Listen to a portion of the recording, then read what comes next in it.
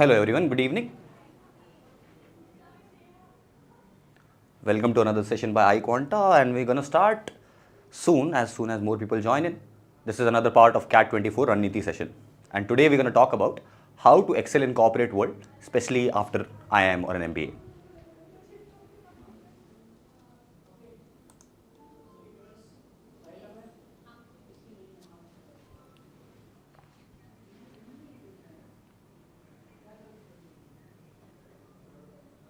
We'll wait for a couple of minutes so that more people can join in, and then we shall begin.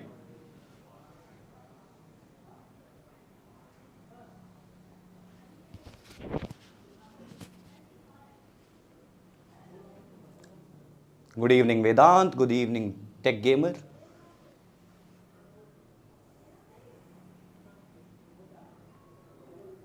I hope I am audible as well as your stream is visible. Let me know in the comments if there is any concern with the audio as well as the visuals.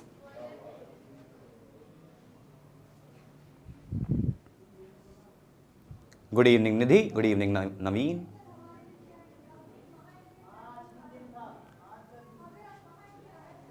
Good evening, Sripada. Good evening, Tara.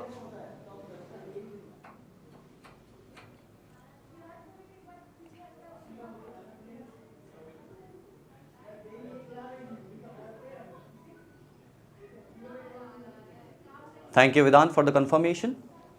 Thank you, Tara, as well. Thank you, Naveen. We'll take a couple of more minutes and begin at 7:03, perhaps.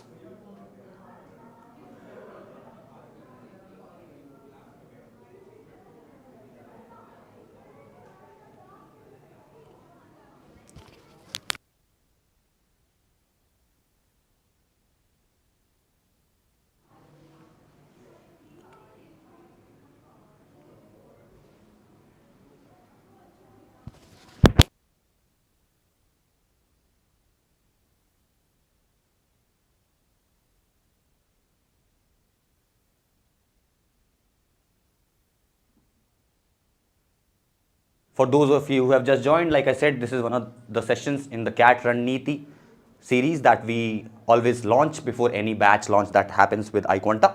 And in this, we usually talk about a lot of generic things. Let's say, how can your CAT preparation look like? What can your strategies look like? As well as how can a career in corporates look like? How can life at MBA look like? And so on and so forth. So a part of that session or a part of that series, in that part of series, we have this session today, which is going to be taken by me. My name is Kaushal. Brief about me. I am an IIT Delhi graduate. I graduated in 2017, and I am an IIM Calcutta graduate from 2021 batch, and I am currently the Chief Academic Officer at iQuanta. Today's session is going to be about how to excel in corporate world, especially after an IIM or an MBA degree. So, hoping to have a good session and hoping to see you present as well as be a bit more engaging in the comment box as well. Good evening, Abhinav. Good evening, Shashi. All right, I hope and I think that we have enough viewers, so we shall begin. So a brief agenda points that I'm going to talk about today. I will start off with, first of all, my own corporate life right after, let's say, IIT Delhi when I graduated. How did my corporate life look like, which was pre-MBA part of it.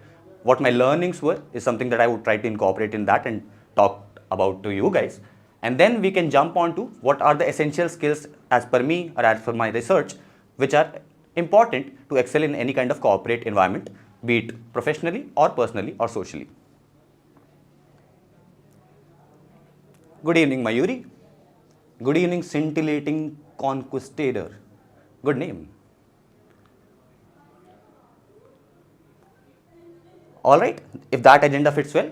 And after that, I'll end it with what my personal learnings and growth journey looked like after an MBA, what my corporate experience was, and we'll have your questions thereafter. Cool, let's begin. So yeah, for those of you who might not have seen any of my videos before or might not know me, this would be new to you. For those of you who attended few of my Rananeeti sessions earlier, might know a bit part of this, that how did my corporate life look like pre-MBA. this was right after I graduated from IIT Delhi in 2017. Somewhere around April to May, you get your graduation, and then around July, you join whatever company you're going to be joining. So my first job was in Gurgaon, and I was hired as a project associate in the technology domain at CTS, which is Cognizant Technology Services. And my client was Google, so I was primarily working at Google location. To have the first job at a location like Google office is, I think, had a very, very great impact at me on looking at what corporate life can make you achieve or can show you. Like Google Office itself has these automatic doors that you don't have to swipe anything, you don't have to show your iCards, you just show your hands and it opens up. And they also have a provision of buffet lunches, breakfast and dinners. So I started going to office much and more because of the amazing food that was on offer, even on Sundays sometimes. So my primary responsibilities were to actually build and enhance Chrome extensions for Google advertisements for internal Google agents, as well as automate their feedback management systems through AppScript. What my primary learnings as a part of my personal growth journey was that your team has a lot to do with your motivation and how you work. I was very lucky to find a very good team. If you'll see the right side of the picture, that is my last day in that Google office with working with Cognizant. And your team becomes essential because most of the time that you're going to be working, you might have interactions with other teams, but primarily you'll be working with your team, folks from your team, and you'll be interacting with them a lot. You might go out on lunch with them, you might have coffees with them a lot, you might have a lot of conversations, both personal and professional. So it creates a huge impact on the motivation of your working, as well as the kind of work ethic that you'll bring on the table, specifically to your team. So that is something that I learned there. Second was punctuality is essential for credibility. I hope my manager is not watching this stream, because she was very, very concerned about my non-regular punctuality. I used to often not be at office at the designated time of 9 to 10, and sometimes even go to office at 12, which did not create a very good impact in my manager's mind on my work credibility. However, I was able to compensate it with my good work. But having said that, I think it always leaves a lasting impression on your manager as well as your team. If you're not punctual about your work, it shows that you're not sincere about your work, which will always affect your, let's say, appraisals, how they judge you or how they see you as a part of your team. And third, work-life balance has a straight enough impact on your productivity. If it's good, your productivity and creativity will automatically improve. If it's bad though, which were some of the reasons that I had some personal issues going on in my life, and which might have ended up affecting my punctuality, and that actually reduced the credibility that I was bringing on the table. So your work-life balance, you ought to prioritize if you're being a part of or aspiring to be a part of corporates, because it has a straight impact on your productivity and hence your entire experience in that particular company. So that was my time at Cognizant. These were 15 months of my first job, and the location was Google location in Gurgaon. So I think I had an amazing experience. A few things that did not work out, and plus a lot of learnings to have. Right at October 2018, I thought that I'm going to prioritize my CAT preparation, which was in November 2018. And I was hoping that it will be my last attempt at CAT. So I took a break. I meticulously planned my notice period so that I get to serve my notice period from August to October, and then go on to prepare primarily for CAT until November. After November, I realized I was back at my home in December, and I realized that I need to work more. I cannot be sitting at home for 6 more months. I wanted to work more, and you actually join colleges, which is coming up right up through somewhere around June or July. So I wanted to work for at least 5 to 6 months more. So I started applying for a lot of jobs, and ZS Associates primarily came out as the place that I really wanted to be at. So I was hired as a decision analytics associate. They had a very good interview process. They flew me to Pune, and they had this case study first of all. Then there were 3 rounds of interviews. Final round of interviews was with the partner. So they check on everything, that whether you're culturally fit, whether you're analytically fit for a role that is on offer, and whether or not you have a problem solving mindset for a consulting kind of a role. What my primary learnings were from this part of my journey was that job switches aren't really hard, even if you're on a break or even if you have taken a break, as long as you're clear on your goals and clear on what did you contribute to the previous organization. So that actually helps you in making those switches. So if you're someone who is concerned about, oh my God, Can I make those switches, or I have had multiple switches in my resume, will it reflect badly on a particular recruiter or not? It might, but it might not also, as long as you have a clear enough defense and an answer for what exactly are you looking for in that particular company or in that particular role. My second learning was that good work ethic helps build a great rapport. So if you'll see this is my last day at ZS Associates in Pune. I'm sitting at the center, and if you'll see, I was able to build a very good rapport with the team because I think I showcased a lot of bigger or better work ethic than what I did in my first job. That was my first learning from my first job. So I did not try to reflect or replicate that in my second job, and that actually helped me build a lot of very great friendships. And when I visited again in Pune, right after my MBA in 2022, I was living in Pune. So I had the privilege to meet a lot of these people and call them friends because of that good work ethic. So if you have a good work ethic, they will respect you for that, and they will also be more friendly and more comfortable around you, so as to not just see you in a professional setting, but also in a personal one.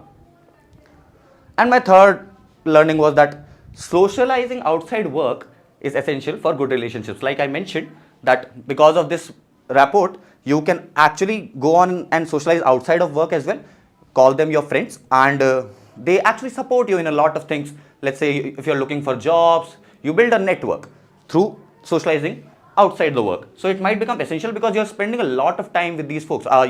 Whenever you're working somewhere, you're spending a lot of time with your team, majority of your time of your personal life with the team that you're working with. So it becomes essential that you have a good rapport with them and spend some time outside the work as well, so that they become lifelong connections or network that you can leverage, perhaps future in your career. So that was my journey pre-MBA. This was right before I joined JOCA in June 2019. JOCA, for those of you who do not know, is the name of the village where IIM Calcutta is situated. So I did decently well at my CAT. 99.83 was my percentile in 2018 CAT, and I did decently okay in my interviews as well, and converted IIM Calcutta and was supposed to join IIM Calcutta in June. So I had to unfortunately leave ZS Associates, which I had a lovely time working at. Now that we have covered this essential part of my life, which was pre-MBA and a lot of learnings to have, let's jump to what exactly I believe and I have researched through are the corporate essentials that you should have so that you can excel in your career.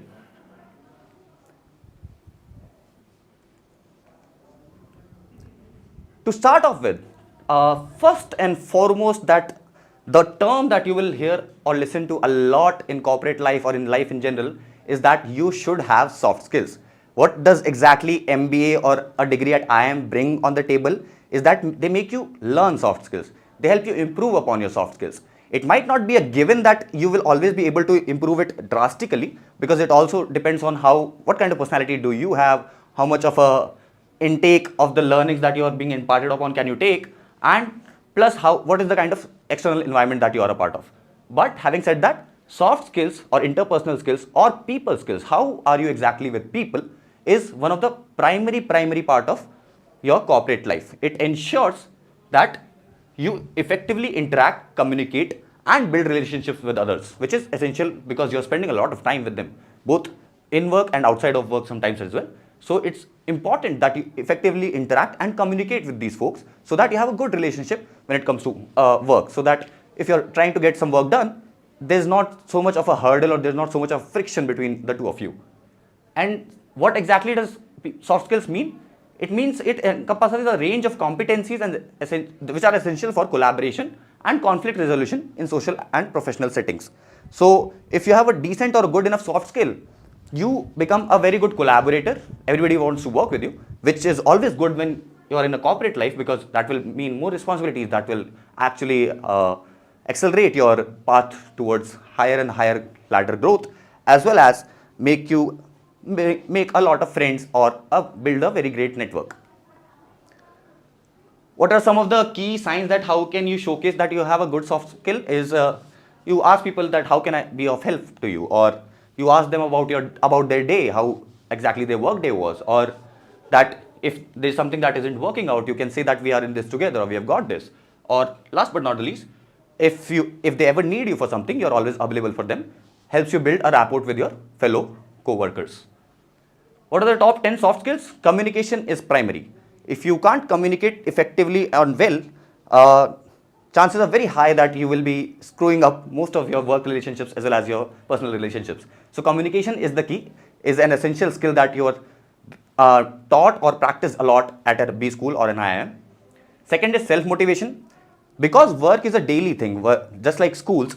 In schools, at least, we had our parents to push us even when on the days that we did not want to go. But when you're actually working in a corporate setting, it becomes essential for you to have something to look forward to every day.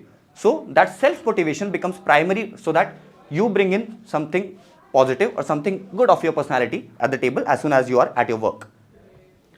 Third, leadership. After an IIM or after a B school degree, chances are very high that you'll be given a lot of leadership roles, a lot of management roles. So it becomes essential on how exactly do you deal with your team, how exactly do you deal with your respective stakeholders, and that comes under the bucket of leadership.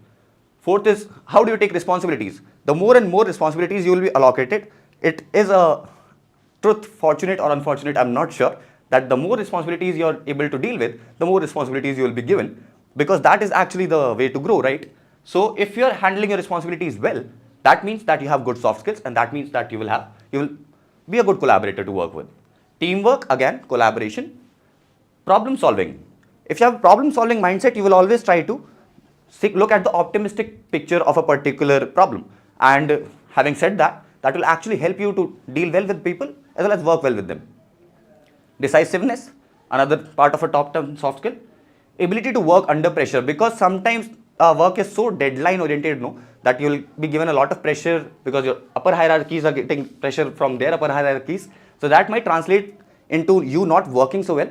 But if you have the ability to work well under pressure and manage your time well, that also obviously builds your rapport with your team, with your managers, and the hierarchies up as well.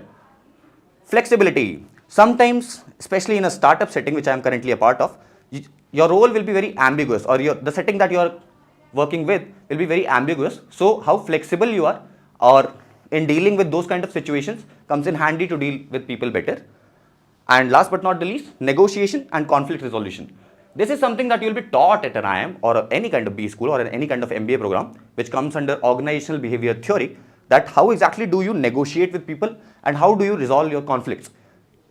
During my journey at IIM Calcutta, we had a wonderful professor called Abhishek Goyal who taught us this part of organizational behavior, and we had to actually practice it through a live role play, that you are somebody's, let's say, landowner and somebody is here to purchase. How do you bargain? How do you resolve that conflict? How do you negotiate, and so on and so forth. It's one of my most favorite or very interesting subject to study when you are a part of B school. So something that is not taught in your undergraduation degrees at all, and is essential for developing or building life skills or people skills, is why something very handy and something very crucial that you have.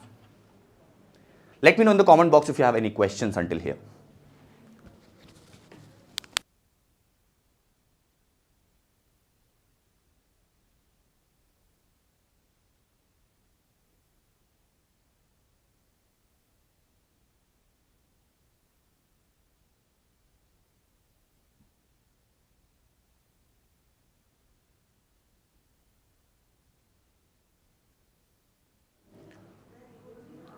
Cool, I see no doubt. So I think we can move on to the next essential skill that I feel or believe to be a part of corporate life. Second is time management. If you are good at managing time, half of your problems automatically get resolved very easily, because you become efficient at your time, and time is the only thing that is limiting in this particular life. Time, there was a famous movie quote, I think, that we are running against time, or Waqt was another Amitabh Bachchan movie which had the caption that race against time. So that's what life is. We're actually running against time. And the more a good manager of time you are, the better and easier your life becomes. That is a fact. So even in corporate life, if you're very effective at your time management skills, that actually improves or makes it very easy for your corporate life. Why is time management important in corporates? Because deadlines are always important in any workplace. Any project that you are a part of, any company that you are a part of is always running on deadlines. There are certain negotiation, there are certain promises made to the clients, or there are certain promises made to the stakeholders, and there is a deadline set to it. We cannot make it perpetual, or we cannot make it running forever.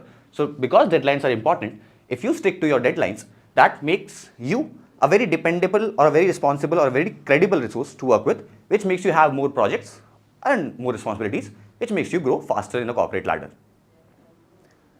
Second, it is therefore essential to prioritize things and identify things that you are not very good at. I think I missed that in the text. So it is essential to prioritize things and identify distractions is what something that I wanted to write here. Because for prioritizing things, you will also need to identify distractions. These days with our phones, with the majority or the plethora of social media channels on offer, we often keep on looking on or checking our phones every, let's say after 5 to 10 minutes of work, 15 minutes of work. But if you're good at your time management skills, you will also be able to cognizantly do that. Be aware when you're doing that. And it's okay to take breaks. Nobody can work for a long stretch of, let's say 6 hours continuously. That is like godly in my opinion. But having said that, you can always take breaks, and you can actually be aware about that break, that I'm, right now have a set of time denoted to my social media presence or my Facebook scrolling or my Instagram, so that I can be updated with my fellow friends, relatives and parents. Third, it obviously gets you in good books of seniors, clients and colleagues if you're very good at time management. And fourth, it makes you organized, disciplined and a punctual individual in life in general. So once you start practicing effective time management at your work, it obviously reflects in your personal life as well, which makes you again very dependable, very credible and somebody that people can trust. How do we manage time? I have drawn the Eisenhower decision matrix. I'm sure that some of you might know already what an Eisenhower decision matrix is, but for those of you who do not know, how do we exactly prioritize things or deprioritize things is something that is done upon by this 2x2 matrix. A 2x2 matrix is a very essential tool to actually do a lot of things in life. You will be taught again about this in your MBA. And so time management matrix also comes in a 2x2. What are the matrices? What are the axes? Axes are, one is importance and one is urgency. So whatever task right now that is in front of you, how urgent it is or how important it is, on that basis you divide it in 4 quadrants. And on that basis you decide or you think about what exactly to do with that task.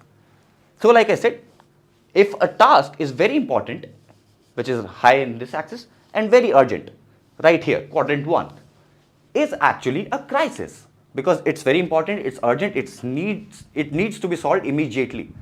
It is pressing problems, those are the examples, and deadline driven projects. Those are the tasks that are very high on importance as well as urgency.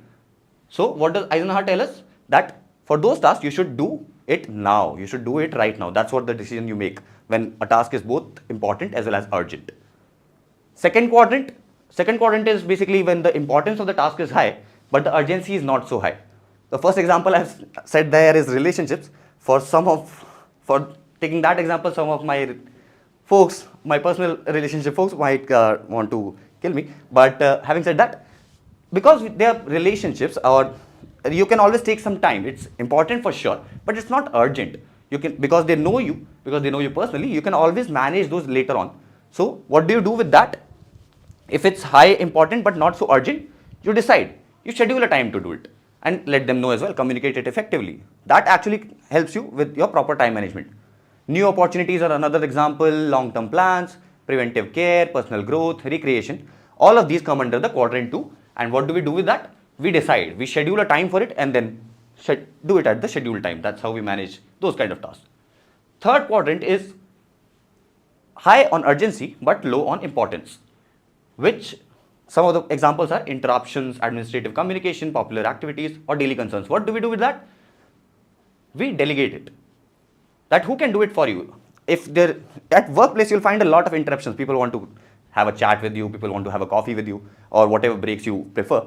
And those kind of interruptions, or people might have a task coming in that they wanted to have a conversation about you with, but you already had something pressing problem or a deadline driven project at hand. So what do you do with that? You can delegate those kind of interruptions at workplace, and those are the other examples that you can actually delegate to. Daily concerns, like let's say I am living with my flatmates and I have groceries to buy.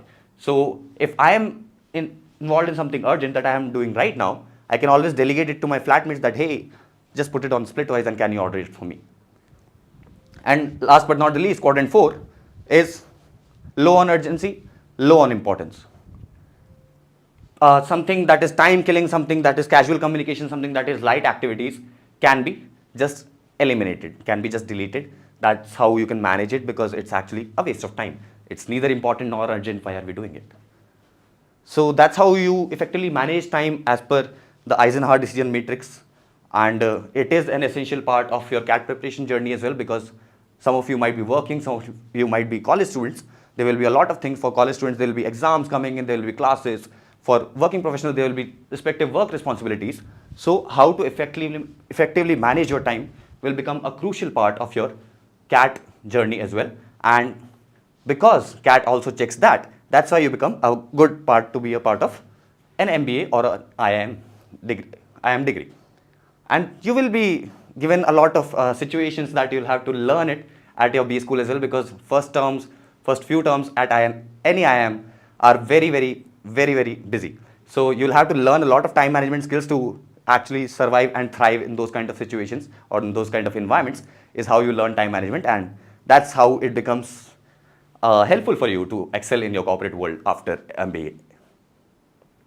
I'll just check through the comments if there are any doubts. I can see. So you talked about work-life balance. How do you achieve it? I will come to that, Poorna. Good question. I have a slide on that as well. I do think it is also a corporate essential. Sir, what kind of subjects are taught in a B school and how are assessment taken in a top IIM? Depends on the profs, but it is called a B school, right? तो school जैसा ही exam होगा. कुछ paper subjective होंगे, कुछ paper objective होंगे, depending upon the respective faculties और depending upon the respective subject. What kind of subjects are taught? I have another video on that on the iQuanta channel itself. But having said that, like I said, organizational behavior is something that I really like studying. Apart from that, MBA tries to make you a generalist. So you will have courses on marketing, finance, sales, distribution, as well as strategy, as well as some other courses. Let's say Indian economic and political history. Let's say environment and sociology. Let's say what are joint ventures, or let's say even Indian legal systems. Whatever is a part of a business is tried to be taught at a B school. So it makes you a bit of a generalist. I have a 4-year gap. Does that affect my conversion into IIMs? I would not want to answer that because I've answered that so many times. But having said that, if you have a good enough defense for that 4-year gap, what exactly were you doing during that time? It is manageable to convert IIMs. Sir, I am from a tech domain currently in my second year with 2+ years. How should I reach for a management role aside with my CAT preparation as well? If you can find it out, yeah, sure, go ahead, because it's obviously a good impact on your profile that you have tried to work at a management kind of a role or something related to business management already before coming to a B school. So if you can find that out, yes, why not? I have already answered that, Kritarth. How can we manage our study during working? I think there is another session on that. You can check that out on iQuanta's YouTube channel as well. All right, I'll have a water break and let's move on.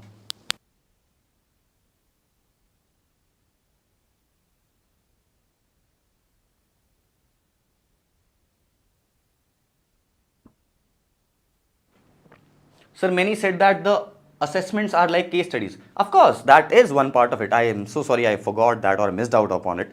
But like I said, जो subjective paper में कभी कभार case studies भी आ सकता है. Ongoing classes में भी लगातार case studies चल सकते हैं. So different kind of assessments होते हैं. And case studies is obviously a part of it. They are straight up MCQ kind of paper set as well. And there are set of subjective papers as well. So depending upon the course, depending upon the faculty, most of the strategy courses are a lot of case study based or marketing courses. Most of the, let's say, organizational behavior kind of a paper will have bits and pieces of both the theory part as well as case study part. And some of the courses like an Indian economic and political history cannot really have a case study. But having said that, it depends on the professor because you will find a lot of creative professors at B school, so they can actually assess you or make a case study out of that as well and assess you based of that. All right. Third point, Credibility, aka trustworthiness. It is very important to be trusted in corporate life. If you cannot be trusted anymore, you'll get lesser projects, you will get lesser interactions, people will stop communicating to you much, and you will get what they inherently say is a bench. So trustworthiness is very important. It is vital for building and maintaining successful relationships, both professionally and personally. It is more likely to attract and retain customers. Any person who is trustworthy, or a company which has credibility, are more likely to attract and retain customers, gain investor trust, and build positive relationships with employees and partners as well. The degree that you are seeking currently, an MBA from a good B school, will definitely attain you credibility. But having said that, it is not a given that you will always be trustworthy, or people will just assume that you are credible. Trust takes a lot of things as well as time. So how do you build trust? You build trust by valuing long-term relationships, by being honest, by honoring your commitments, by admitting when you are wrong. Very essential. Most of us try to sideline that we are wrong and blame it on somebody else. But if you are admitting you're wrong, people start trusting you more. Communicate effectively about that. Be transparent. Stand up for what's right. Again, very important in my personal opinion. Show people that you care. Builds in a lot of rapport and trust. Be helpful to people, and sometimes be vulnerable as well. Because we are humans, we cannot be always the super strong, or let's say Hercules or something. So it is important that you be helpful as well as sometimes be vulnerable to build a trust. And trust translates to growth, which helps you attain all of these things.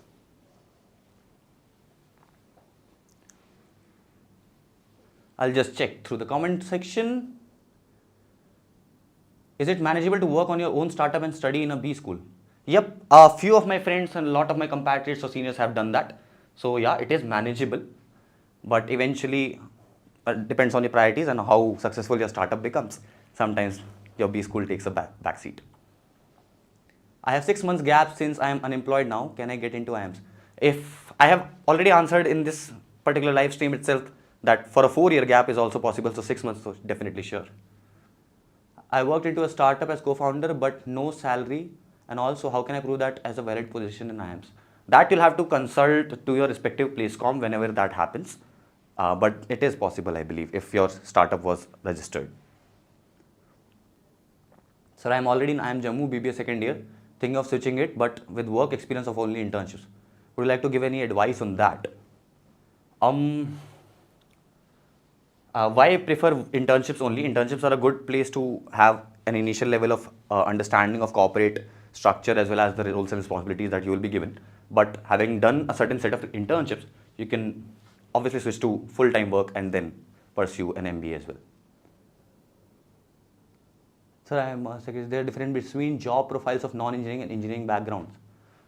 Sometimes, not necessarily. Again, non-engineering में तो बहुत सारी अलग-अलग degrees भी आती हैं, and वहाँ से भी आपको डेटा स्ट्रक्चर्स में लोग मिल जाएंगे, डेटा साइंटिस्ट की तरह लोग मिल जाएंगे, डेटा एनालिस्ट मिल जाएंगे, और इंजीनियरिंग बैकग्राउंड से भी आपको डेटा एनालिस्ट लोग मिल जाएंगे. तो it is not a given that सबका जॉब डिफरेंट होगा या सेम होगा. Depends on what kind of things you bring on the table, and what kind of personality you have, and what kind of career goals you have. I am working in a big 4. I have to invest more than 9 hours in the job, sometimes 12. How to do time management and prepare for CAT in this busy schedule? You can reach out to us on the Facebook group. I think there are a lot of sessions that we already have done on how exactly to manage your work and CAT preparation. But having said that, if you do feel that we require more sessions on that, I'll be happy to interact in another session. This session is not something about that. This session is more about how exactly do we excel in a corporate environment or in a work environment.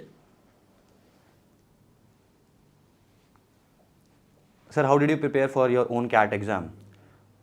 A lot of self-preparation, a lot of mocks, a lot of analysis, and a lot of improvements there onwards.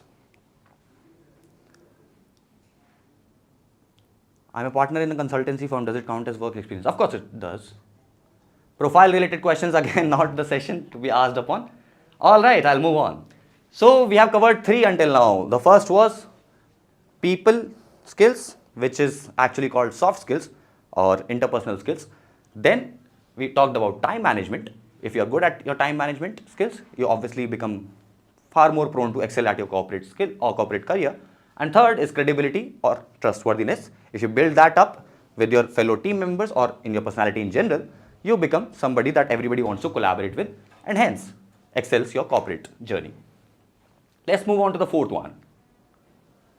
Fourth one is presentability. A lot taught in MBAs because presentability is actually a subtle sign of your credibility. It reflects your commitment and dedication to your work, to the role that you're assigned, as well as the organization that you're a part of. So if you're presentable, it actually gives you a nudge, gives the people that who are looking at you a nudge that this guy can be trusted and this guy looks credible because they are presentable. And it's not just about your own presentability, it's also about the presentability of your work. How presentable your work looks makes you very trustworthy again, builds credibility. Remember in school, all of our class teachers will keep on telling us that you should improve your handwriting. They always used to tell me that even if you're writing the good answers or if you're writing the correct answers, if it is illegible, if we cannot read it, there is no point. We'll have to cut your marks because we just cannot read it. So how exactly do you present your work is also an essential part of what kind of work you're doing and what kind of work you will be getting in future.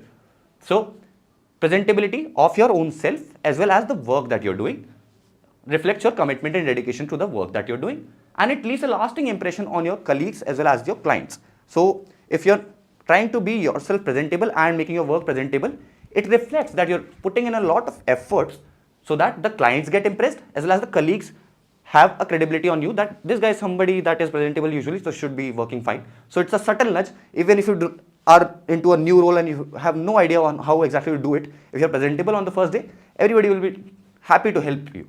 It improves those chances. So presentability is another important criteria, and it's like I said, it's a subtle sign of credibility. Here I've tried to show business formals, and here is one of my favorite quotes from one of my favorite shows, Barney Stinson's How I Met Your Mother is the show.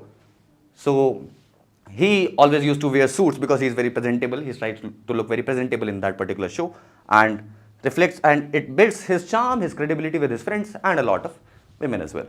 So presentability, another important and essential criteria in excelling in your corporate journey.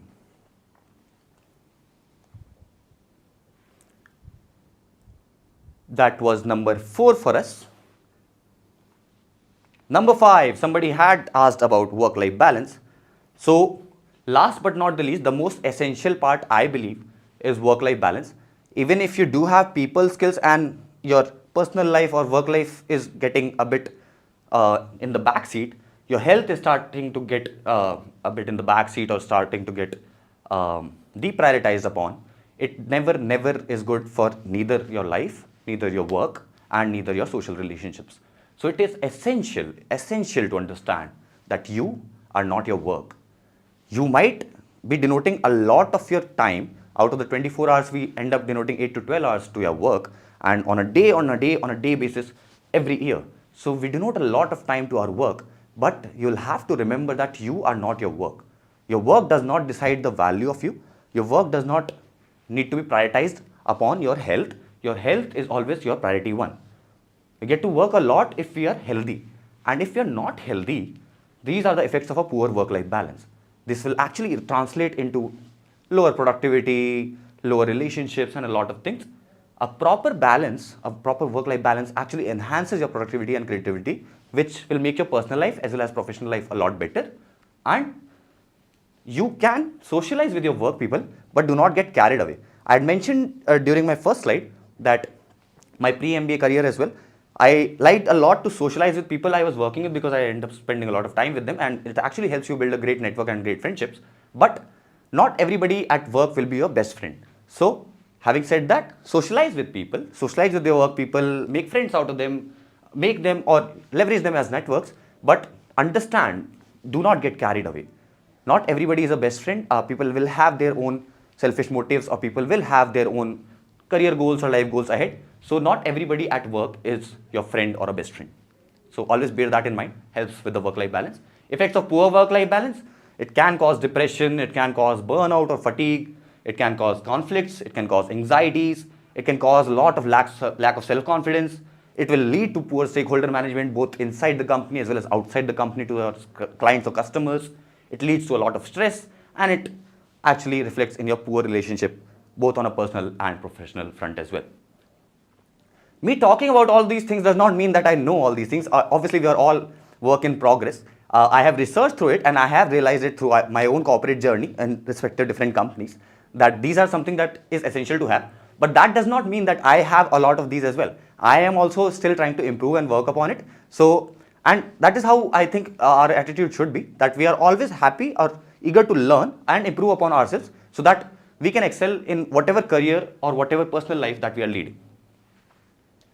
And how exactly to achieve work-life balance? There are 5 steps that I have tried to that I have seen from higher quotient. That prioritize what truly matters, time management, both in personal and professional fronts. Set boundaries and stick to them. There are certain personal and there are certain professional boundaries. Stick to them. Embrace the art of time blocking, which was scheduling the tasks which we were delegating. Disconnect to reconnect. It's okay to take breaks. It's okay to take breaks because if your brain is feeling fatigued or stressed out, you will neither be able to perform in professional setting nor in a personal setting. So it's okay to take breaks. It's okay to disconnect so that you can reconnect with a far better rejuvenated and a refreshed energy. So it's okay to disconnect to reconnect and practice mindfulness and gratitude. If you have gratitude about life, if you have gratitude about the people that exist in your life, the work that you're getting, and you're mindful about the things that might or might not be working for you or the positive things that might be working for you, it actually improves a lot on your health, mental health as well as physical health, and that reflects in your work as well.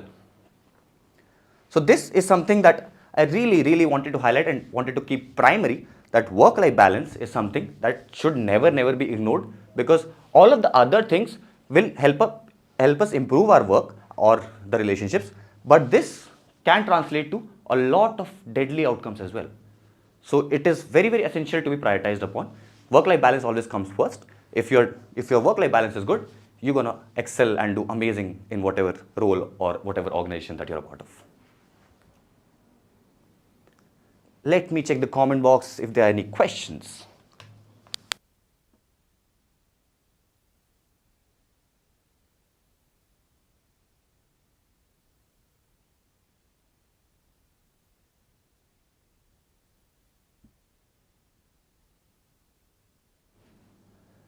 Preparation strategy to get into MICA, you can talk to a few of our counselors, not the session that we are currently looking at.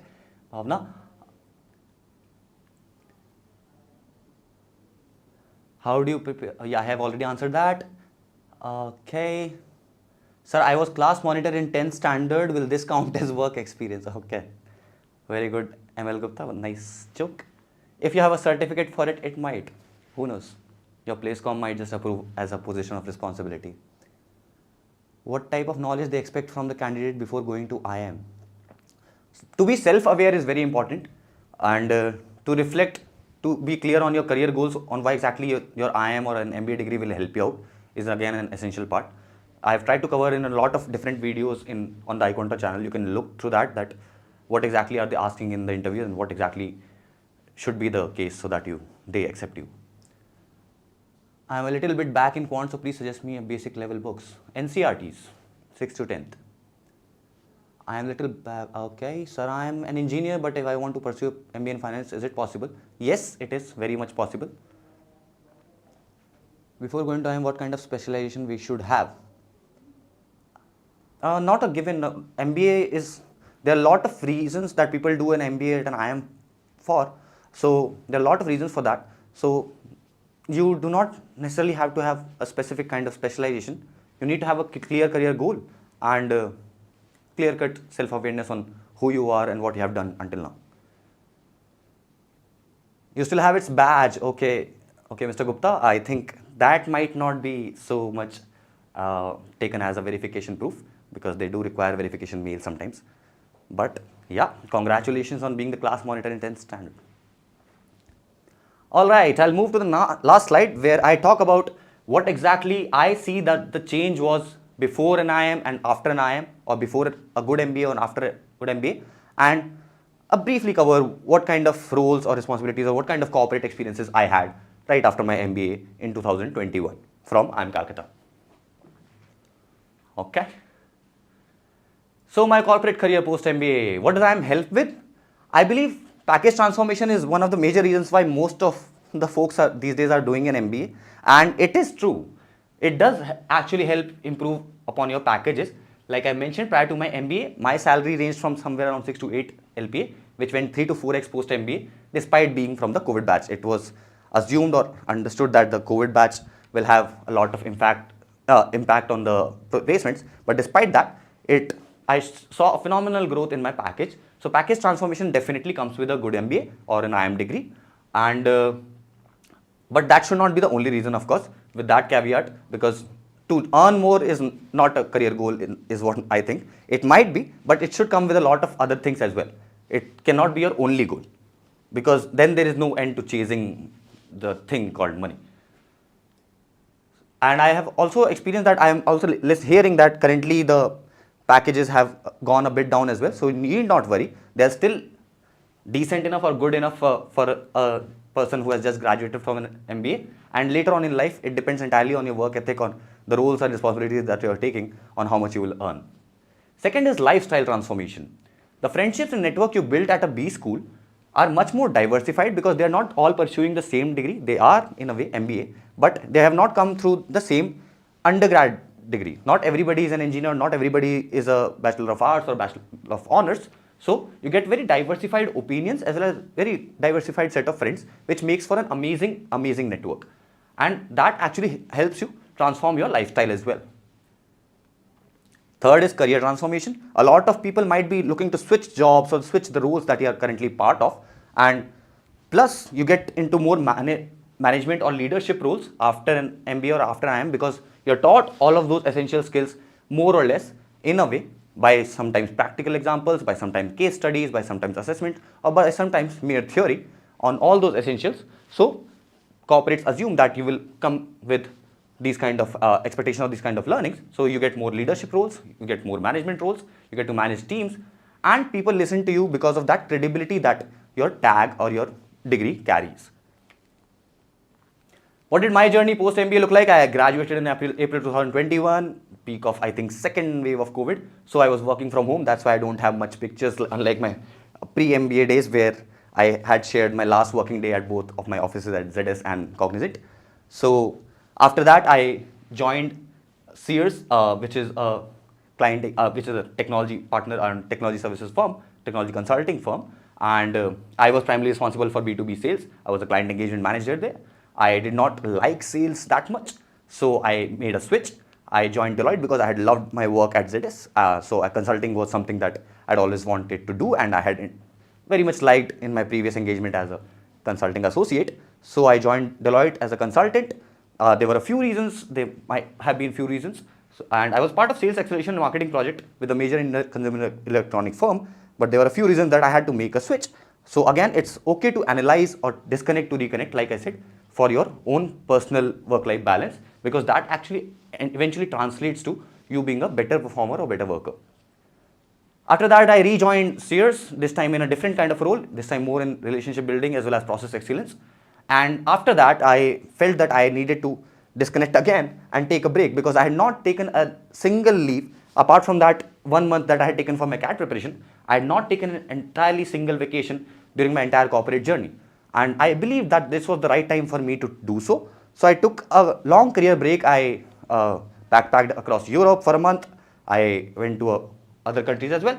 And after that career break, here I am from December onwards, the Chief Academic Officer at iQuanta. I've also tried to highlight this photo because corporates are associated with cappuccinos. So you should always have a coffee or a cappuccino in your hand if you want to look busy or if you want to look like someone people should talk to. So corporate cappuccino. And this was actually the first time I had gone to an office right after 2019, May 2019, in September, somewhere around September 2022, right after 3 years because of all the COVID fiasco. So 3.5 years after, this was me working from an office. So that's why this picture is also very close to my heart. And I wanted to highlight this photo in the background as well, that despite the session, despite me understanding or me trying to understand all of these essentials that might become good for you to excel at your work, we do not know everything. We are all works in progress, and it's okay to acknowledge and understand that and try to continue improving. So that's why we should experiment more, fail more, learn from that, and then keep on repeating to improve ourselves.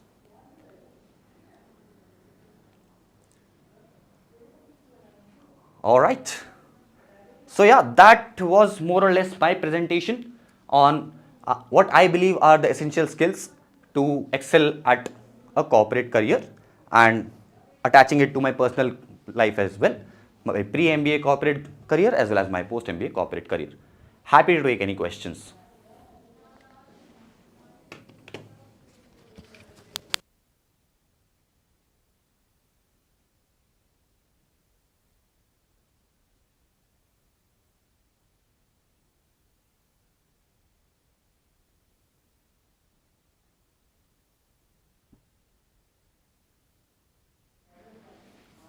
Do not see any questions. So I hope you got to learn a few bits and pieces about how exactly to manage your corporate life as well as your personal life, and how to excel at both of them, and get a bit motivated to pursue a degree in MBA if you are not already an MBA aspirant or a CAT aspirant. It is essential that you ace your CAT so that you get to a top B school, and that's why the recently iQuanta's batch 2 has been launched. So if you are looking at a sincere or serious preparation, you can obviously have a look or talk to our counselors on what exactly iQuanta has on offer in their batch 2. And yep, all the best on your CAT preparation ahead. Thank you and have a good night.